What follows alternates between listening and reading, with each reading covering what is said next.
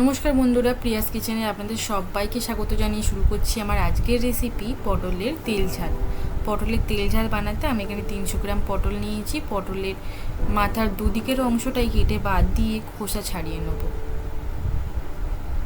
সবকটা পটলের খোসা ছাড়ানো হয়ে গেলে মাথার দুদিকেই চারচালা করে দেবো। পুরো পটলটা কাটবো না, দুটো মাথার দিকেই চারচালা করে দেবো যাতে খুব ভালোভাবে মশলাগুলো ঢোকে আর খেতেও হয় ভারী দুর্দান্ত।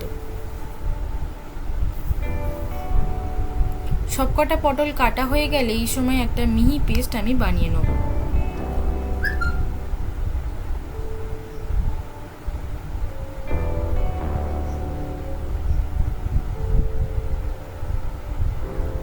মিহি পেস্টের জন্য একটা মিক্সিং জারে একটা টমেটো ও কিছুটা পরিমাণে আদা কুচি, 1 চামচ জিরে, সামান্য পরিমাণে জল দিয়ে একটা মিহি পেস্ট বানিয়ে নেব।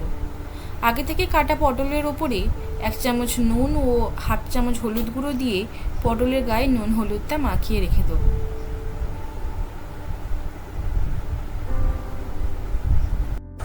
এই সময় ওভেনে কড়া বসিয়ে কড়া গরম হলেই পরিমাণ মতন সর্ষের তেল দিয়ে দেবো। সর্ষের তেল একটু গরম হয়ে গেলেই আগে থেকে নুন হলুদ মাখিয়ে রাখা পটলগুলো একে একে দিয়ে দেবো।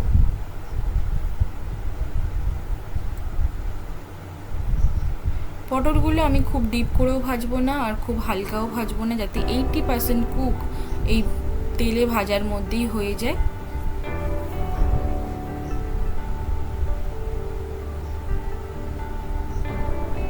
সবকটা পটল আমার ভাজা হয়ে গেছে। এবারে একে একে সবকটা পটল আমি একটা প্লেটে তুলে নেব।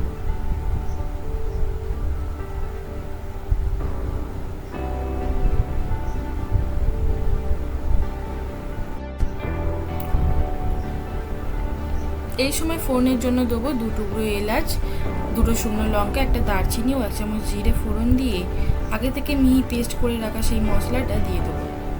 মশলাটা দিয়ে ভালো করে নেড়ে চেড়ে নেবো। এই সময় একটা গুঁড়ো মশলা আমি ব্যবহার করেছি। দিয়েছি 1 চামচ নুন, 1/2 চামচ হলুদ গুঁড়ো, 1/2 চামচ লাল লঙ্কার গুঁড়ো ও 1/2 চামচ কাশ্মীরি রেড চিলি পাউডার দিয়ে অল্প নেড়ে চেড়েই সামান্য পরিমাণে জল দিয়ে দিয়েছি যাতে মশলাটা পুড়ে না যায়।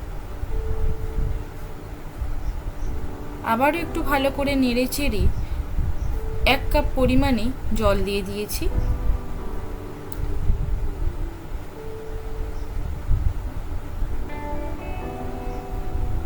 ঝোলটা ভালো করে ফুটে উঠলেই আগে থেকে ভেজে রাখা পটলগুলো একে একে দিয়ে দেবো।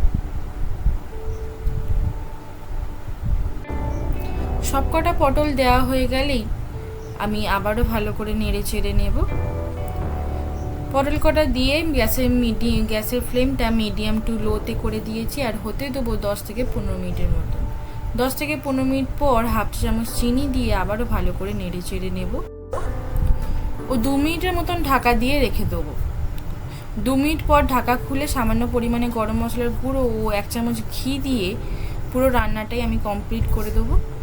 এই সময় গ্যাসের ফ্লেমটা বন্ধ করে দিয়ে ঢাকা দিয়ে রেখে দেবো 5 মিনিটের মতন।